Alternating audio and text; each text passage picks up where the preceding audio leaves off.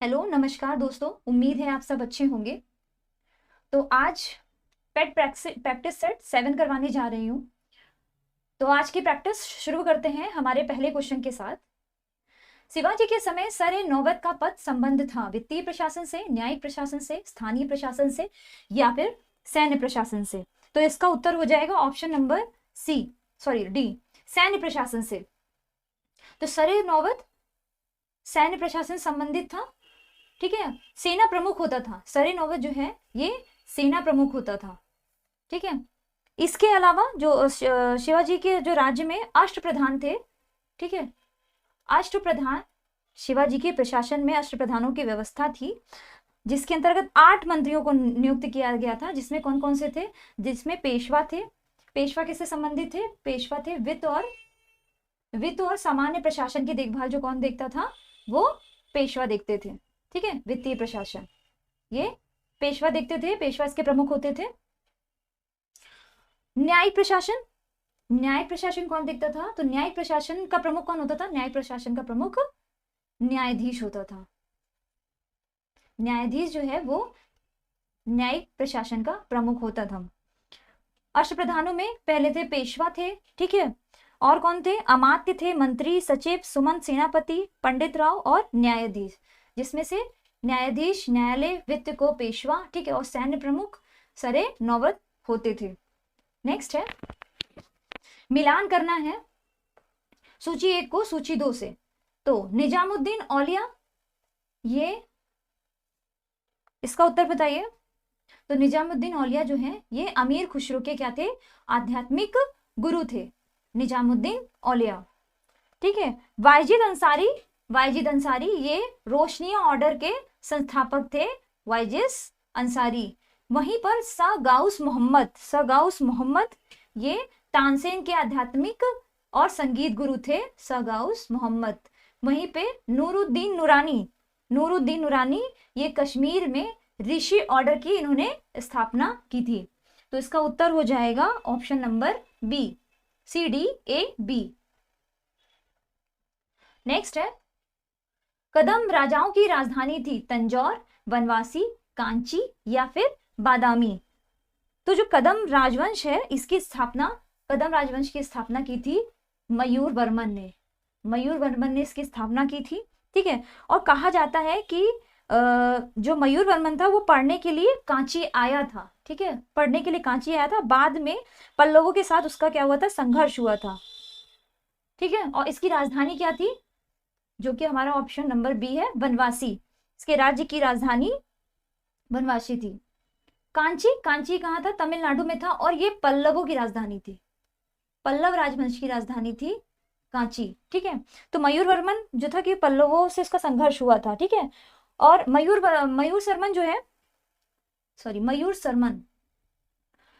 सरमन ने 18 अश्वमेध यज्ञ भी करवाए थे, और इसने क्या किया था? ब्राह्मणों को असंख्य गांव भी दान में दिए थे। कदम राज्य को पुलकेशिन द्वितीय जो कि चालुक्य वंश के थे ने बाद में अपने राज्य में मिला लिया था, ठीक है। चलिए नेक्स्ट है, मकदूनिया में अशोक का समकालीन राजा कौन था? एंटियोकस सेकेंड, एंटीगोन, गोंटास, मगस या फिर टॉलमी सेकेंड। तो इसका उत्तर हो जाएगा ऑप्शन नंबर 4, एंटीगोन। गोंटास जो था वो मकदूनिया में अशोक का समकालीन था, ठीक है। और अन्य 4 ने जो है ये सीरिया का एंटियोकस जो था ये सीरिया का था। और टॉलमी कहाँ का था? टॉलमी मिस्र का था, ठीक है। और मगस जो है ये साइरिन का राजा था, ठीक है। चलिए नेक्स्ट है, निम्नलिखित में से मनुस्मृति का टीकाकार कौन था? असहाय, विश्वरूप, भट्ट स्वामी या मेघातिथि। तो इसका उत्तर हो जाएगा option number D, Meghatithi. Manusmriti के जो प्रसिद्ध टीकाकार है ये मेघातिथि हैं। और मेघातिथि के अलावा मनुस्मृति पर कुल्लुक भट्ट तथा गोविंद राज ने भी टीका लिखी थी। किसने लिखी थी? कुल्लुक भट्ट और गोविंद राज, इन्होंने भी मनुस्मृति पर टीका लिखी थी, ठीक है। चलिए नेक्स्ट, मॉन्टेग्यू चेम्सफोर्ड प्रस्ताव किससे संबंधित है? सामाजिक सुधार, शैक्षिक सुधार, पुलिस प्रशासन में सुधार या सांविधिक सुधार? तो इसका उत्तर हो जाएगा ऑप्शन नंबर डी, सांविधिक सुधार से संबंधित है भारत शासन अधिनियम मॉन्टेग्यू चेम्सफोर्ड 1919। ये कब आया था? 1919 आया, ये 18 में था। इसका जो प्रस्ताव है ये 1918 में प्रकाशित किया गया था, ठीक है। और ये संवैधानिक किससे सुधारों से संबंधित था। अधिनियम अंतिम रूप से ये लागू कब हुआ था? 1921 में यह लागू हुआ था, ठीक है। पहली बार इसमें क्या हुआ था? पहली बार इसमें उत्तरदायी शासन शब्द का प्रयोग, ठीक है, शब्द का प्रयोग किया गया था। और इस अधिनियम के द्वारा ही भारत में प्रांतीय द्वैध शासन प्रणाली की स्थापना की गई थी। याद रहेगा। चलिए नेक्स्ट है, भारत छोड़ो आंदोलन के समय निम्नांकित में से किसने कांग्रेस रेडियो का प्रसारण किया था? अरुणा आसफ अली, जयप्रकाश नारायण, उषा मेहता या उपरोक्त में से कोई नहीं। तो इसका उत्तर हो जाएगा ऑप्शन नंबर सी, उषा मेहता। तो भारत छोड़ो आंदोलन कब हुआ था? भारत छोड़ो आंदोलन 9 अगस्त 1942 से यह प्रारंभ हुआ था, ठीक है। इस आंदोलन के दौरान कांग्रेस द्वारा मुंबई के कई भागों में गुप्त रेडियो प्रसारित किया जा रहा था। और इस रेडियो पर क्या था? डॉक्टर राम मनोहर लोहिया प्रसारण करते थे, जबकि उषा मेहता जो थी वो भूमिगत रेडियो का संचालन करने वाले छोटे से दल की क्या थी? सदस्य थी, ठीक है। चलिए नेक्स्ट है, किसके सुझावों पर भारतीयों को साइमन कमीशन से बाहर रखा गया? Lord reading, Lord Chelmsford, sir John Simon या लॉर्ड इरविन? तो इसका उत्तर हो जाएगा option number D, Lord Irwin, ठीक है। 3 अगस्त 1928 को साइमन कमीशन भारत आया था, ठीक है। इसे व्हाइट मैन या श्वेत कमीशन भी कहते थे। क्या कहते थे? व्हाइट मैन या श्वेत कमीशन, ठीक है, कहते थे। और इस कमीशन का जो उद्देश्य था वो ये जांच करना था कि भारत को और अधिक संवैधानिक अधिकार दिए जाएं, ठीक है। साइमन की अध्यक्षता में भारतीय संवैधानिक का आयोग, साइमन कमीशन जो आया था वो सर जॉन साइमन की अध्यक्षता में आया था, इसीलिए इनके नाम पर ही साइमन कमीशन नाम था, ठीक है। और इस सुझाव के लिए लॉर्ड इरविन के कहने पर ही साइमन कमीशन से भारतीयों को बाहर रखा गया था। निम्नलिखित में से किसने प्रसिद्ध चटगांव शस्त्रागार धावे को आयोजित किया था? पहला है लक्ष्मी सहगल, दूसरा सूरसेन, बटुकेश्वर दत्त या जे.एम. सेनगुप्त। तो इसका उत्तर हो जाएगा ऑप्शन नंबर बी, सूरसेन, ठीक है। चटगांव आर्मरी कांड जो है, ठीक है, चटगांव आर्मरी कांड, इसके प्रमुख नेता कौन थे? सूरसेन थे। और ये कांड कब हुआ था? ये 18 अप्रैल 1930 को हुआ था, ठीक है। सूरसेन जो थे ये असहयोग आंदोलन से भी जुड़े थे, ठीक है। असहयोग आंदोलन से भी ये सूरसेन जो है ये जुड़े हुए थे। तो जब असहयोग आंदोलन वापस हुआ, ठीक है, वापस होने की घोषणा हुई, तो फिर ये क्या करने लगे? फिर ये शिक्षक का कार्य करने लगे, ठीक है। और इन्हें लोग क्या कहते थे? इन्हें लोग मास्टरदा कहते थे, ठीक है। और पुलिस शस्त्रागार, डाक व्यवस्था, तार व्यवस्था और ब्रिटिश सैनिक टुकड़ियों पर हमला, ये इनके 4 उद्देश्य थे, ठीक है। और फिर उसके बाद 18 अप्रैल 1930 को जब चटगांव शस्त्रागार लूटने के बाद फिर क्या हुआ? एक समानांतर सरकार गठित की गई। फिर इनके साथ ही कल्पना दत्त, प्रीतिलता वाटेश्वर भी इसी से संबंधित थे चटगांव शस्त्रागार में, ठीक है। और फिर उसके बाद 12 जनवरी 1934 को सूरसेन को तारेश्वर दस्तीदार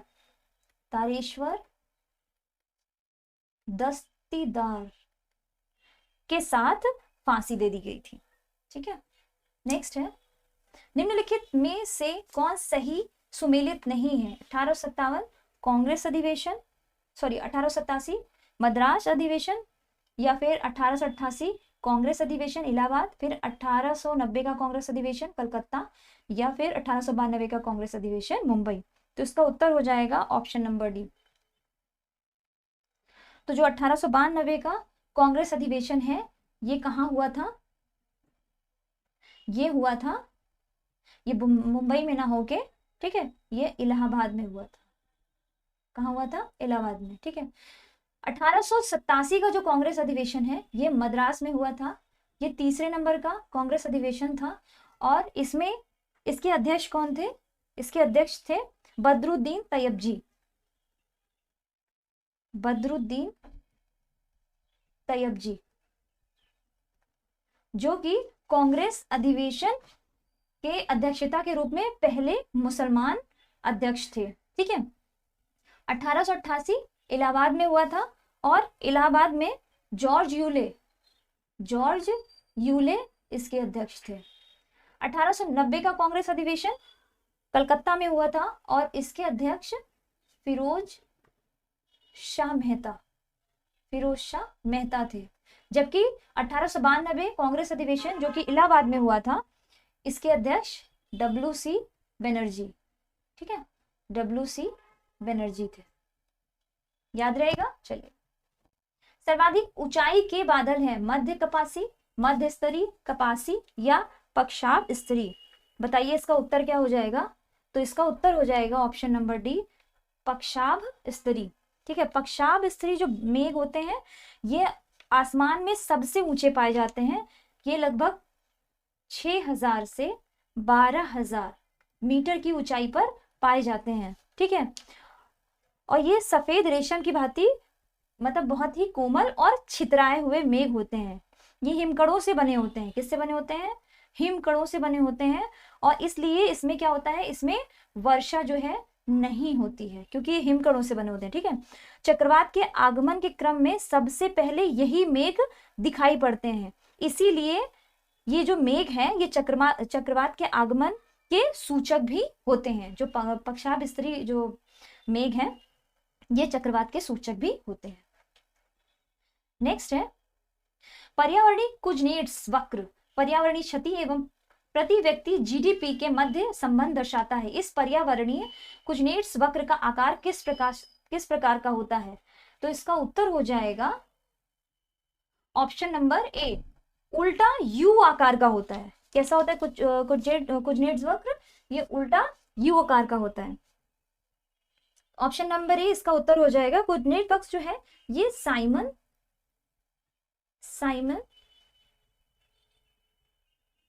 कुजनेट्स ने सबसे पहले सैद्धांतिक अनुसंधान कार्यक्रमों में से एक है, ठीक है। जो साइमन कुजनेट्स हैं उनके सबसे महत्वपूर्ण सैद्धांतिक अनुसंधान कार्यक्रमों में से एक है ये वक्र आय की असमानता और आर्थिक विकास के बीच उल्टे यू का संबंध दर्शाता है, ठीक है। उल्टे यू का संबंध दर्शाता है। ये वक्र जो है ये प्रदर्शित क्या करता है कि जब आर्थिक विकास शुरू होता है तो कुछ लोग ही आय वृद्धि से लाभान्वित होते हैं। इसलिए आर्थिक विकास के साथ साथ आय के वितरण में भी विषमता कम होने लगती है, जिसके कारण जो ये उल्टे यू आकार का हो जाता है। कुजनेट्स वक्र जो है वो कैसा दिखाई देता है? वो कुछ ऐसा दिखाई देता है, ऐसा, ठीक है। इस तरह से बना होता है कुजनेट्स वक्र। याद रहेगा। चलिए नेक्स्ट है सूची मिलान करना है। तो काकरापार परमाणु विद्युत संयंत्र कहां पर है? काकरापार परमाणु विद्युत संयंत्र ये है गुजरात में। कहां पर है? गुजरात में। तो ए का 2 किस में है? ए का 2 ए में है और डी में है, जबकि ऑप्शन नंबर बी और सी कट जाएगा, ठीक है। कैगा है कर्नाटक में। कैगा कहां पर है? कैगा पर विद्युत संयंत्र ये कर्नाटक में है। तो बी का 1 इसमें भी है, इसमें भी है। चलिए नेक्स्ट देखते हैं रावल भाटा परमाणु विद्युत संयंत्र ये है राजस्थान। सी का थर्ड तो उत्तर हो जाएगा ऑप्शन नंबर डी, ठीक है। नरोरा उत्तर प्रदेश में है। नेक्स्ट है श्री हरिकोटा द्वीप निकट अवस्थित है। चिल्का झील के, पुलिकट झील के, महानदी मुहाना के या गोदावरी मुहाना के। तो उत्तर हो जाएगा ऑप्शन नंबर बी, जो श्री हरिकोटा कहां पर है? पुलिकट झील, ठीक है। श्री हरिकोटा द्वीप पुलिकट झील जो कि आंध्र प्रदेश में है पुलिकट झील। उसमें स्थित है। और इसी द्वीप में इसरो भी स्थित है। ठीक है, इसरो भी, भारतीय अंतरिक्ष अनुसंधान संस्थान, इसका भी उपग्रह प्रक्षेपण केंद्र यहीं पर है। ठीक है, चलिए नेक्स्ट है। हाँ, चिल्का झील कहाँ है? चिल्का झील है उड़ीसा में। ठीक, चलिए नेक्स्ट है। मिलान करना है तो बताइए। IIVR क्या है? Indian institute of vegetable research. IIVR ये कहाँ पर है? ये है वाराणसी में। कहाँ पर है? वाराणसी। ए का थ्री किस में है? ऑप्शन नंबर डी में है और ऑप्शन नंबर सी में है। ठीक है, डी और सी में। इसके बाद IIPR यानी कि इंडियन इंस्टीट्यूट ऑफ पल्सेज मतलब दलहन रिसर्च, ये कहाँ पर है? दलहन अनुसंधान संस्थान, ये है कानपुर में। बी का वन किस में है? बी का वन है डी में। ठीक है, तो ऑप्शन हो जाएगा डी। इसके अलावा IISR यानी कि Indian institute of sugar cane research, ये है लखनऊ में। जबकि IIHR Indian institute of horticulture research, ये है बेंगलुरु में। ठीक है, चलिए नेक्स्ट। किस आयु वर्ग की जनसंख्या को जनांकीय लाभांश में सम्मिलित किया जाएगा? 5 से 14 आयु वर्ग, 15 से 60 आयु वर्ग, 60 से 80 आयु वर्ग या 80 वर्ष से अधिक आयु वर्ग? तो इसका उत्तर हो जाएगा ऑप्शन नंबर बी, 15 से 60 आयु वर्ग। ठीक है, संयुक्त राष्ट्र जनसंख्या निधि UNFPA संयुक्त राष्ट्र जनसंख्या निधि ने जनसांख्यिकीय लाभांश का अर्थ परिभाषित करते हुए क्या कहा कि आर्थिक उत्पादकता एक क्या है? बढ़ावा है, जो तब होता है जब श्रमिकों की जो संख्या है उसके संबंध में श्रमिकों में बढ़ती संख्या में लोग होते हैं। और इसमें जो कार्यरत आबादी है वो कितनी है? वो 15 से 64 वर्ष है। ठीक है, 15 से 64 वर्ष। तो उत्तर हो जाएगा हमारा 15 से 64 वर्ष के आसपास का ऑप्शन क्या है? ऑप्शन नंबर बी, 15 से 60 आयु वर्ग। ठीक है, नेक्स्ट है स्वधार योजना किससे संबंधित है? अद्वितीय पहचान हेतु, पुरुषों हेतु स्वरोजगार, कठिन परिस्थिति में महिलाओं के लिए या वरिष्ठ नागरिकों हेतु साझा गृह की व्यवस्था। तो उत्तर हो जाएगा ऑप्शन नंबर सी, कठिन परिस्थिति में महिलाओं के लिए स्वधार योजना, जो कि 2002 में शुरू की गई थी महिला एवं बाल विकास मंत्रालय द्वारा। ठीक है, और ये योजना क्या थी कि ये योजना थी कठिन परिस्थितियों में महिलाओं के लिए सहायता प्रदान करना।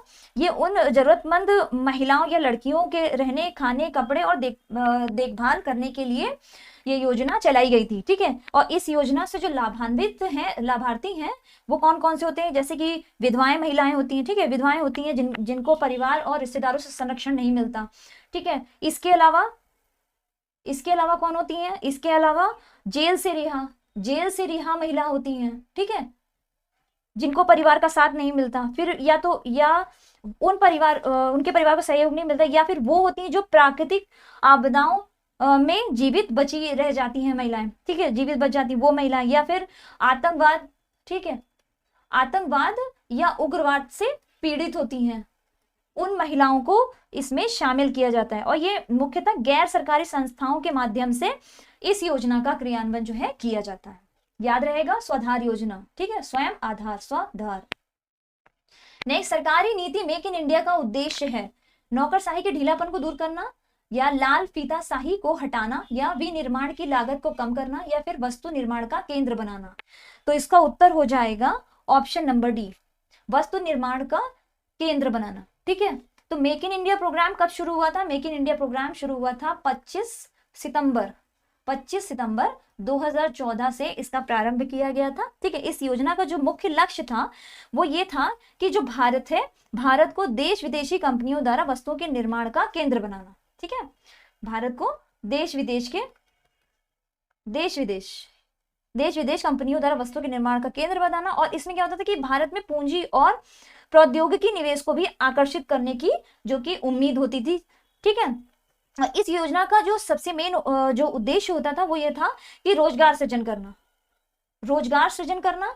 ठीक है, और इसके अलावा क्या था? अर्थव्यवस्था के 25 केंद्रों में कौशल विकास पर ध्यान केंद्रित करना भी था। ठीक है, चलिए नेक्स्ट है प्रोफेसर पीसी महालनोबिस का नाम जुड़ा है प्रथम योजना से, द्वितीय योजना से, तृतीय योजना से या चतुर्थ योजना से? ये कौन सी योजनाएं हैं? ये पंचवर्षीय योजना है। ठीक है, ये पंचवर्षीय योजनाओं की बात करी जा रही है यहाँ पर।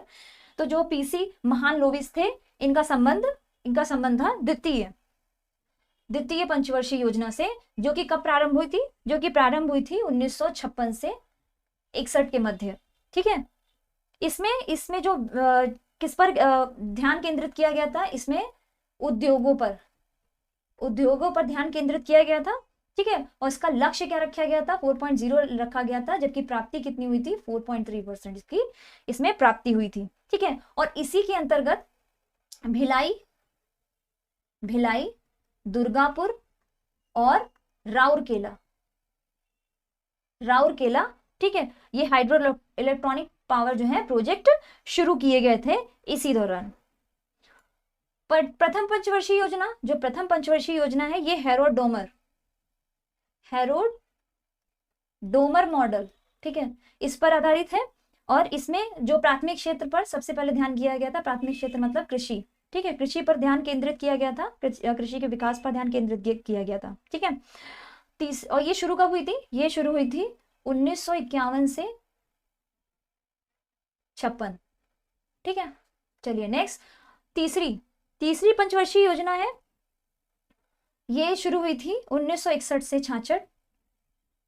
ये कृषि और गेहूं पर इसके उत्पादन पर जोर दिया गया था, कृषि और गेहूं इस पे जोर दिया गया था। लेकिन हुआ क्या था कि 1962 में भारत चीन युद्ध हो गया था। भारत चीन युद्ध होने की वजह से, ठीक है, ये जो कृषि योजना है, ठीक है, ये विफल हो गई थी।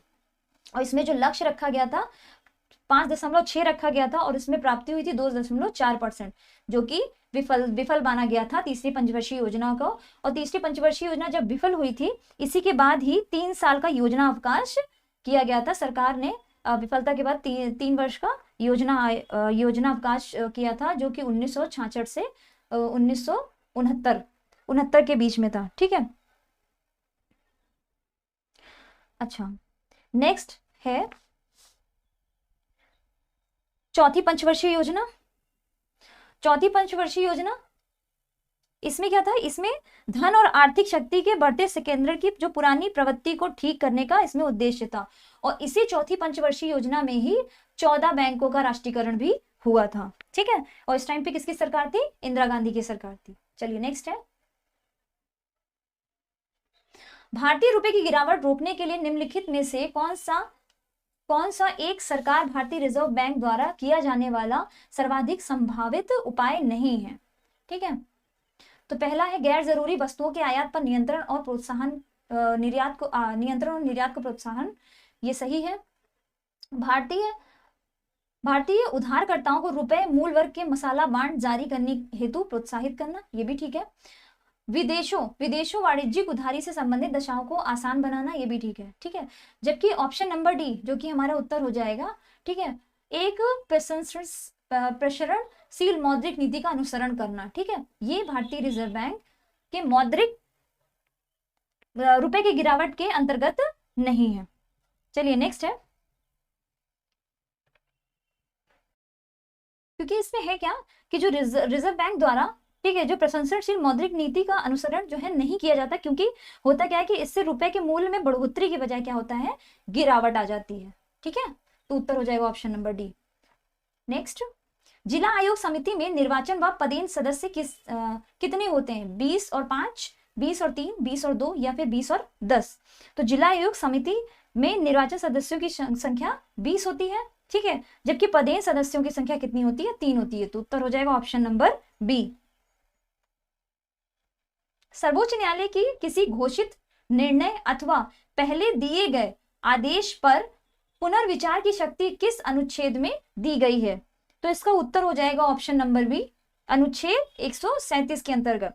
अनुच्छेद 137 के अनुसार क्या होता है? संसद द्वारा बनाई गई किसी विधि या फिर अनुच्छेद 145 के अधीन बनाए गए नियमों के उपबंध के अधीन रहते हुए उच्चतम न्यायालय को अपने द्वारा सुनाए गए निर्णय या दिए गए आदेश का पुनरावलोकन करने की क्या होती है? शक्ति होती है। ठीक है, 126 अनुच्छेद 126 के अंतर्गत आएगा कि कार्यकारी मुख्य न्यायमूर्ति की नियुक्ति से संबंधित है।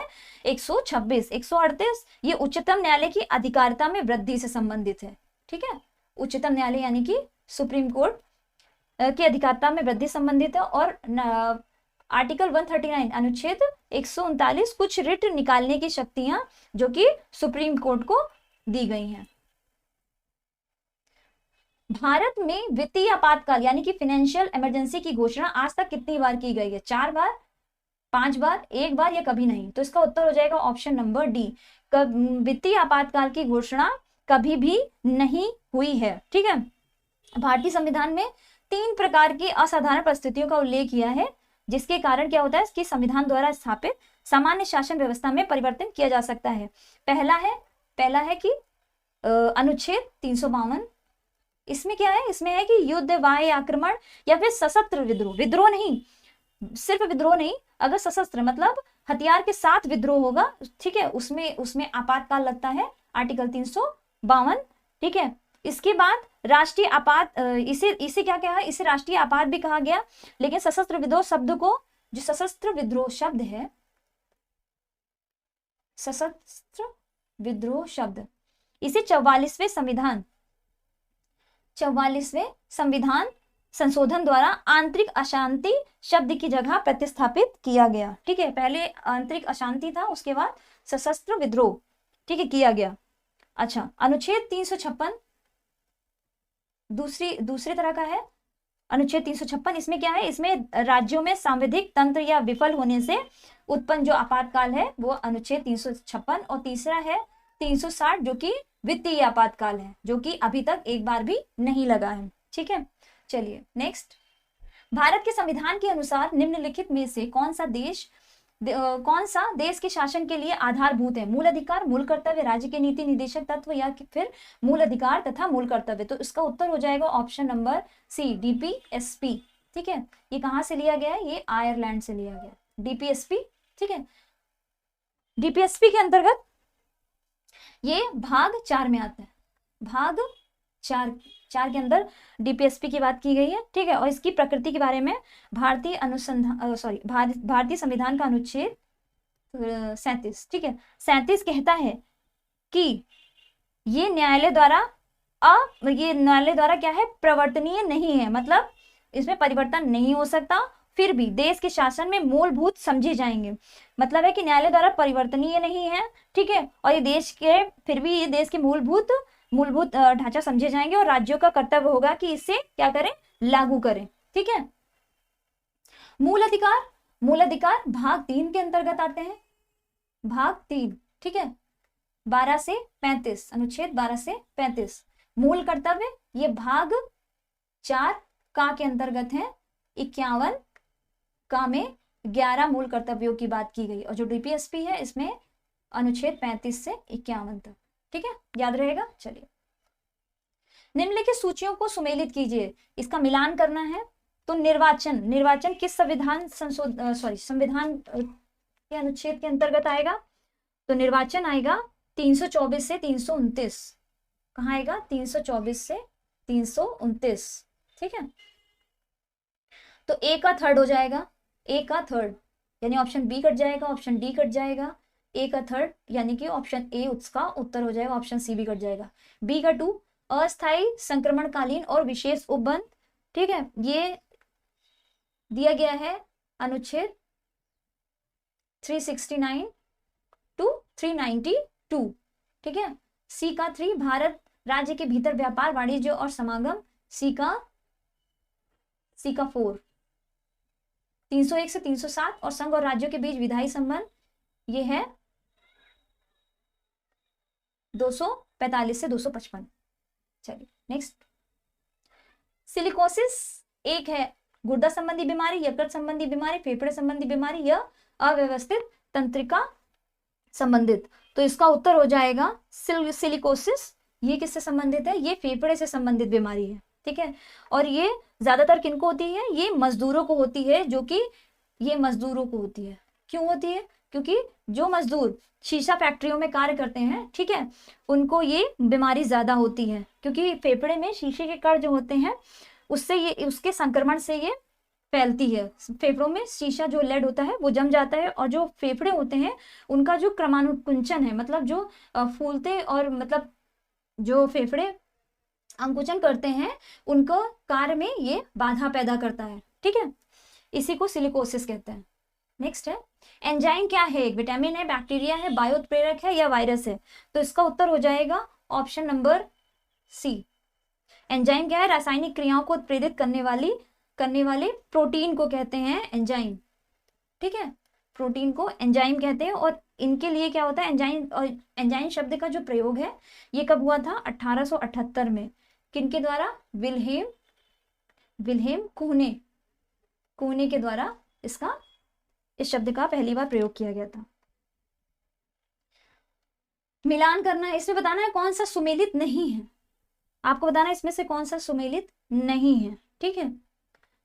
तो सिल्वर ब्रोमाइड किसके लिए होता है, कृत्रिम प्रकाश और संश्लेषण के लिए, नहीं, उत्तर भी हमारा ए हो जाएगा, ठीक है। सिल्वर ब्रोमाइड जो है ये फोटोग्राफी में इसका उपयोग होता है, किसमें होता है, फोटोग्राफी में, ठीक है। सिल्वर ब्रोमाइड ये सिल्वर आयोडाइड ये कृत्रिम वर्षा के लिए होता है।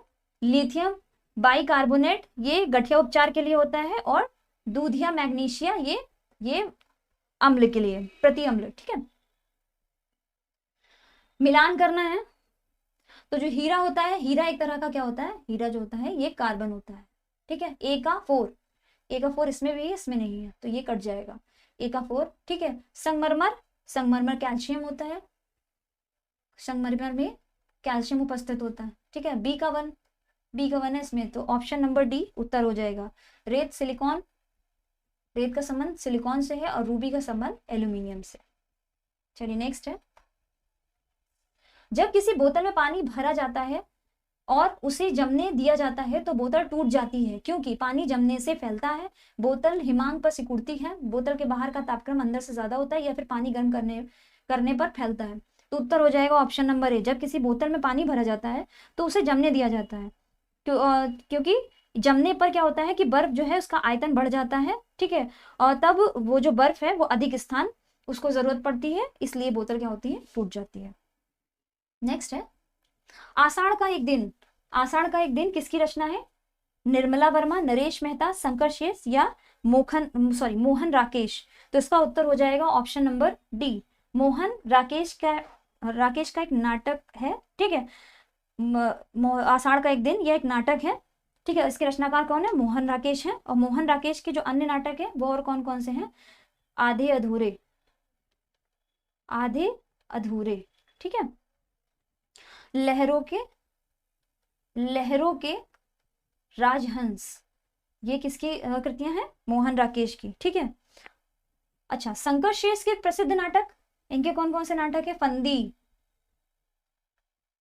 फंदी, घरौंदा एक और द्रोणाचार्य, ठीक है। रक्तबीज, ठीक है। चेहरे, खजुराहों का शिल्पी, ये सब किसकी हैं, ठीक है। बिन बाती के दीप, आधी रात के बाद, ये सब शंकर शेष के नाटक हैं। चलिए नेक्स्ट है, जमीन आसमान एक करना, इस मुहावरे का अर्थ क्या होगा, जमीन आसमान एक करना यानी कि घोर प्रयत्न करना, ठीक है, जी तोड़ मेहनत करके मतलब कोशिश करना, ये क्या होगा, ये जमीन आसमान एक करना। लाल बहादुर शास्त्री स्टेडियम आपको बताना है कहां पर है। लाल बहादुर स्टेडियम, जिसे पहले फुटबॉल और क्रिकेट का फतेह मैदान के नाम से भी जाना जाता है, ठीक है। ये कहां पर है, हैदराबाद तेलंगाना में है, ठीक है। इस स्टेडियम का नाम 1967 में बदलकर पूर्व प्रधानमंत्री के नाम पर यानी कि लाल बहादुर शास्त्री जी के नाम पर स्टेडियम का नाम रख दिया गया। मानवाधिकार दिवस मनाया जाता है 10 दिसंबर को, 9 दिसंबर को, 10 नवंबर को या फिर 10 अक्टूबर को। तो उत्तर हो जाएगा ऑप्शन नंबर ए, 10 दिसंबर को मनाया जाता है मानवाधिकार दिवस, ठीक है। संयुक्त राष्ट्र मानवाधिकार परिषद का जो गठन है वो कब हुआ था, वो हुआ था जून 2006 में। इसका मुख्यालय, इसका जो हेडक्वार्टर है ये है जेनेवा में, ठीक है, जेनेवा में है। और राष्ट्रीय मानवाधिकार दिवस बता ही चुकी हूँ कब मनाया जाता है, 10 दिसंबर को। और 10 अक्टूबर को विश्व दृष्टि दिवस, 10 अक्टूबर को विश्व दृष्टि दिवस, दृष्टि दिवस मनाया जाता है। चलिए नेक्स्ट। मार्च 2018 तक उपलब्ध जानकारी के अनुसार किस राज्य में नवीनीकरण स्रोतों का उपयोग करके 12.3 गीगावाट कुल बिजली उत्पादन करने की क्षमता है? केरल, कर्नाटक, हिमाचल प्रदेश और असम। बात करें कर्नाटक, ठीक है, तो सॉरी, उत्तर हो जाएगा हमारा बी, कर्नाटक। ठीक है, तो कर्नाटक के जो पास नवीकरणीय ऊर्जा है उसकी उत्पादन क्षमता कितनी है? 12.3 गीगावाट है। ठीक है, जो कि उसकी कुल विद्युत उत्पादन क्षमता का कितना है? 27% है। ठीक है, कर्नाटक बिजली उत्पादन की दृष्टि से भारत का प्रथम स्थान पर इसका पहली रैंक पे ये बना हुआ है। ठीक है, इसके साथ ही कर्नाटक ने नवीकरणीय ऊर्जा उत्पादन के मामले में भी नीदरलैंड और डेनमार्क जैसे यूरोपीय देशों को भी पीछे छोड़ दिया है। निम्न प्रदूषक एजेंटों में से कौन सा एजेंट ओजोन परत में छेद बनाने के लिए जिम्मेदार है? CO यानी कार्बन मोनोऑक्साइड, क्लोरोफ्लोरोकार्बन, SO2 या CH4। तो इसका उत्तर हो जाएगा ऑप्शन नंबर बी, क्लोरोफ्लोरोकार्बन। ठीक है, जो वायुमंडल में जो ओजोन परत है, ठीक है, इससे आने वाली जो हानिकारक कौन सी किरणें होती है? पराबैंगनी किरणें। ठीक है, इनको रोकने का कार्य कौन करता है? ओजोन परत करती है। ठीक है, और क्या करती है? पृथ्वी पर जीवन की सुरक्षा करती है। और ओजोन परत में जो छेद बनाने के लिए जिम्मेदार है वो कौन कौन से हैं? CFC है, ठीक है, नाइट्रस ऑक्साइड है, ट्राइक्लोरोएथिलीन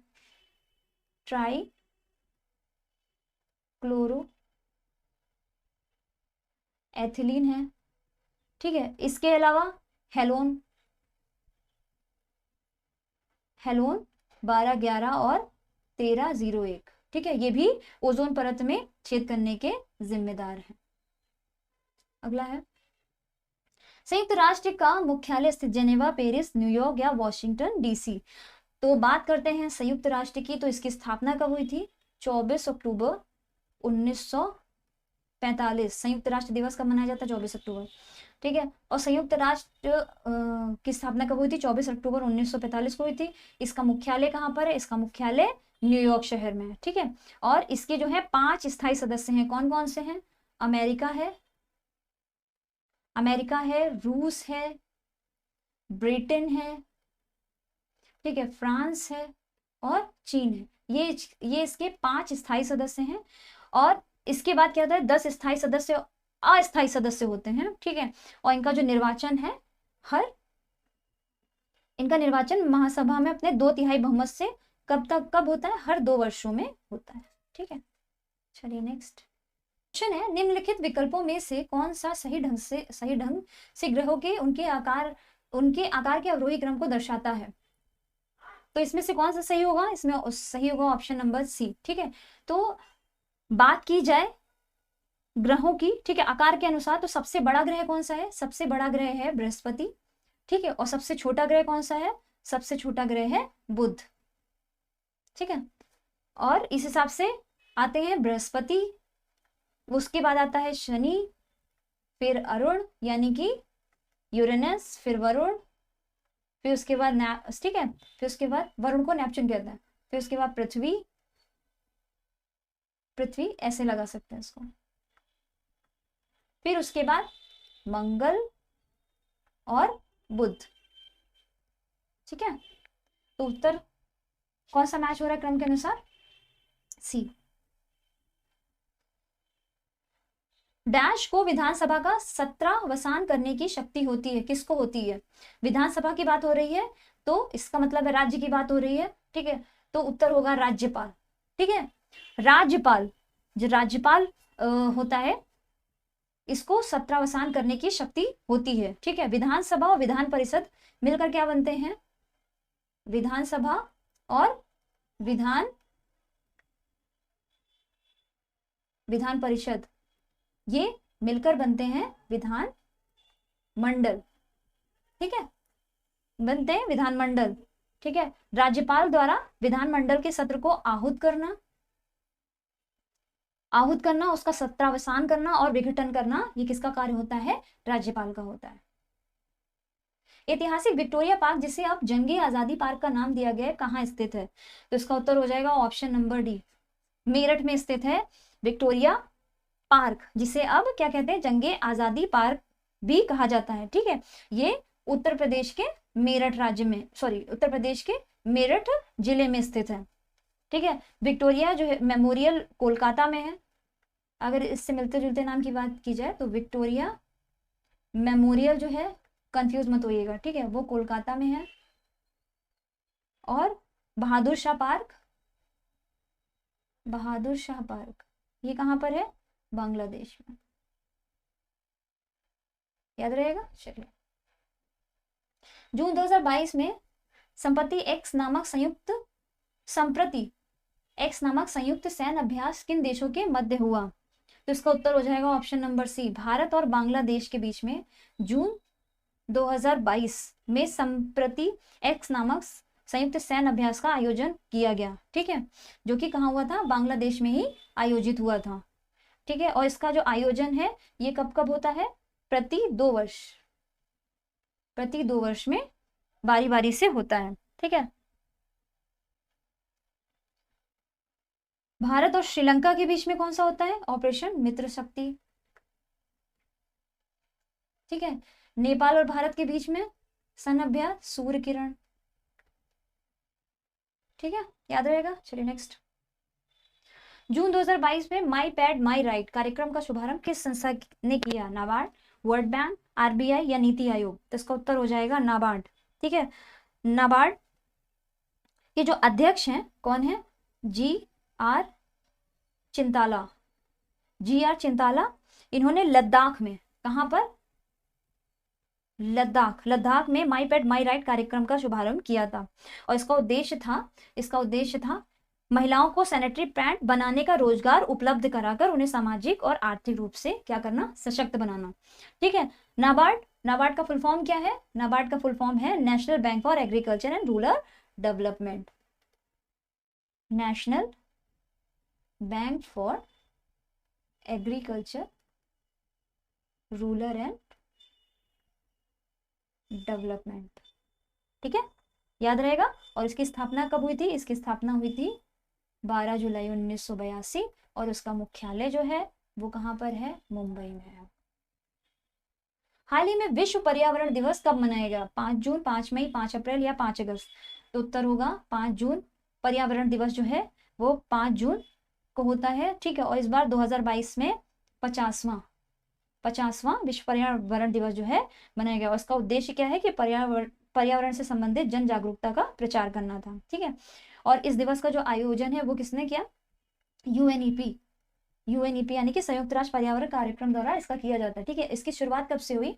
इसकी शुरुआत हुई थी 1973 से। ठीक है, और इस बार जो इसकी थीम है वो है only one earth, only one earth.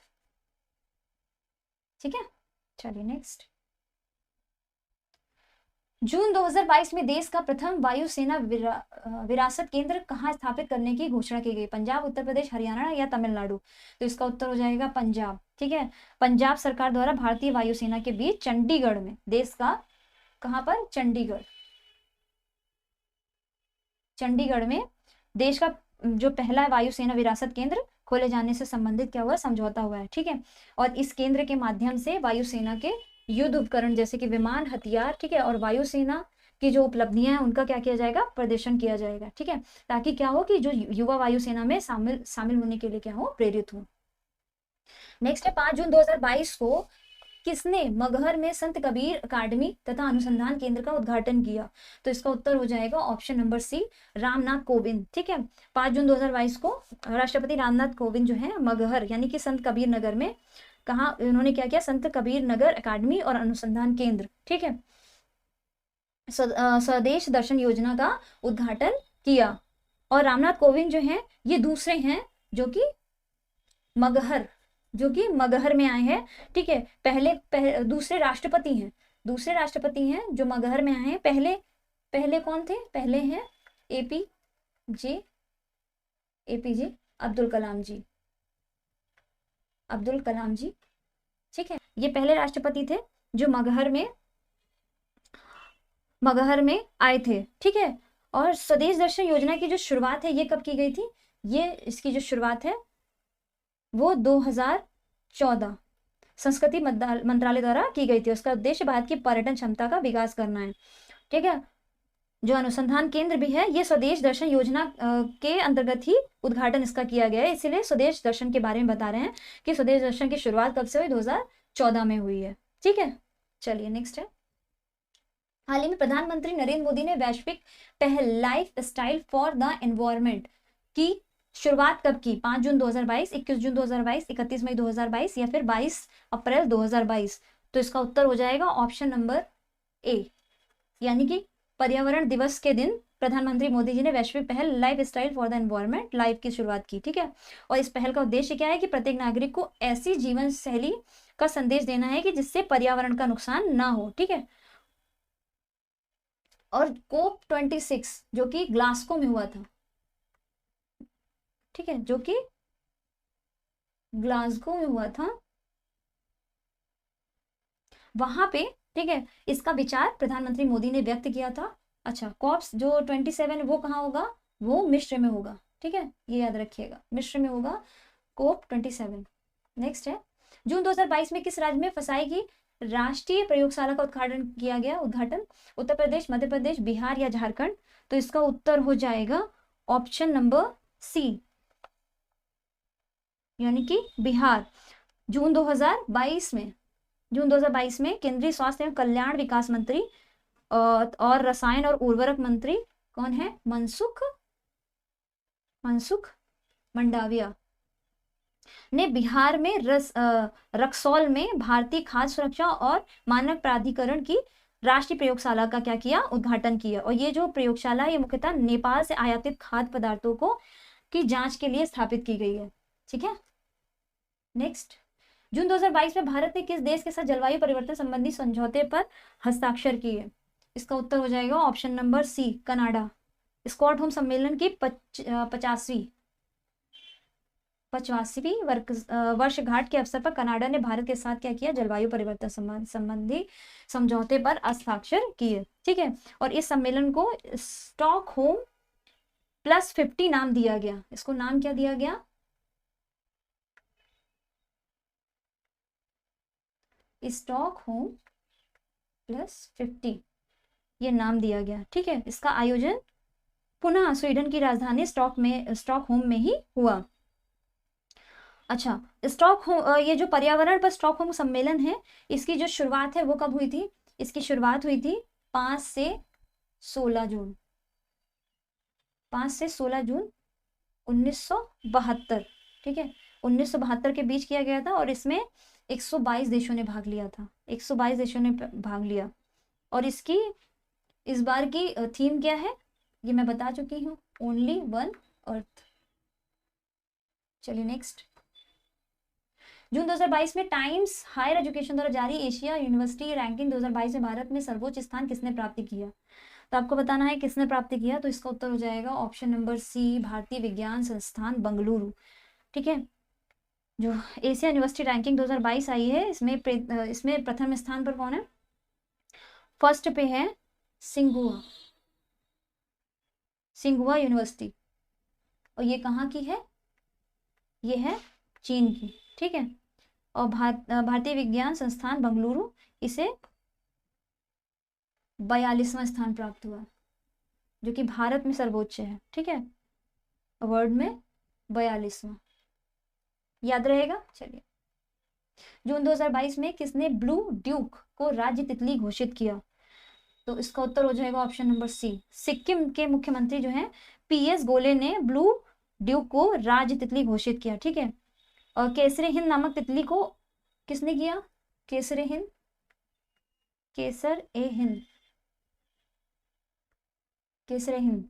तो केसर हिंद नामक तितली ये हुई अरुणाचल प्रदेश में। ठीक है, अरुणाचल प्रदेश में राज्य तितली नामक इसको क्या किया गया? राज्य तितली घोषित की गई। जून 2022 में मारुति सुजुकी ने एशिया का सबसे बड़ा सोलर प्लांट कहाँ स्थापित किया? तो मारुति सुजुकी ने 2022 में एशिया का सबसे बड़ा सोलर प्लांट जो है वो हरियाणा के मानेसर नामक स्थान पर स्थापित किया। ठीक है, उसकी क्षमता कितनी है? 20 मेगावाट। 20 मेगावाट इसकी क्षमता है। जून 2022 में जारी विश्व प्रतिस्पर्धात्मक सूचकांक 2022 में कौन सा देश शीर्ष पर है? अमेरिका, स्वीडन, फिनलैंड या डेनमार्क? तो इसका उत्तर हो जाएगा ऑप्शन नंबर डी, डेनमार्क। ठीक है, international institute for management development यानी कि आईएमडी ने वार्षिक विश्व प्रतिस्पर्धात्मकता सूचकांक 2022 के अनुसार प्रथम स्थान किसको दिया? डेनमार्क को दिया। और भारत की रैंकिंग क्या है? भारत की 2021 में 43 स्थान से खिसककर 2022 में कितनी हो गई है? 2022 में 37।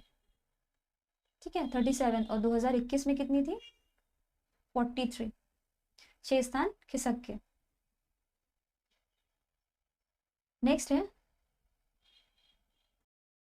तो थैंक यू क्लास, आपके प्यार और सहयोग के लिए, आप जितना सपोर्ट कर रहे हैं उसके लिए थैंक यू सो मच। ऐसे ही हमारा सपोर्ट करते रहिए। आपको क्लास कैसी लग रही है कमेंट सेक्शन में ज़रूर बताइए। हाँ, और एक सेट नंबर 5 में मेरे से एक क्वेश्चन गलत हो गया था, जो फ्लो में गलत निकल गया था। वो ये था कि जो गोलमेज सम्मेलन, ठीक है, जो गोलमेज सम्मेलन था इसके बारे में मैंने बताया था। तो मैंने सेकंड की जगह फर्स्ट बता दिया था। तो फर्स्ट जो गोलमेज सम्मेलन था वो नवंबर 1930 से शुरू हुआ था और जनवरी 1931 में खत्म हुआ था। ठीक है, और जो दूसरा गोलमेज सम्मेलन था जिसमें गांधी जी आए थे वो 1931 में हुआ था। ठीक है, मार्च 1931। जबकि तीसरा जो हुआ था वो तीसरा गोलमेज सम्मेलन 1932 में हुआ था। तो जिस स्टूडेंट ने ये मिस्टेक मेरी पकड़ी उसको थैंक यू सो मच, क्योंकि आपने मेरी ये मिस्टेक पर मुझे भूल का अंदाज़ा दिलाया। क्योंकि होता क्या है कि जब मैं क्लास लेती हूँ तो जो दिमाग में एकदम सेट होता है वो चलता चला जाता है। हो सकता है फ्लो में मैं जो बताना चाह रही थी उसकी बजाय कुछ और मेरे मुंह से निकल गया। ये अपनी गलती मैं स्वीकार करती हूँ। और इसी तरह से आप मुझे बताते रहिए, क्योंकि मुझे आपके इसी सपोर्ट की बहुत ज़्यादा ज़रूरत है। क्योंकि आप अगर ये नहीं बताओगे कि कहाँ कहाँ गलती हो रही है तो फिर मुझे सुधारने में कठिनाई हो जाएगी। और इस तरह से मेरा सुधार जो है, जैसे जैसे आपके कमेंट और सुझाव बढ़ते जा रहे हैं मेरे अंदर वो इम्प्रूवमेंट होता जा रहा है। और मेरी पूरी यही कोशिश है कि मैं आपको सही पढ़ाऊँ ना कि गलत पढ़ाऊँ।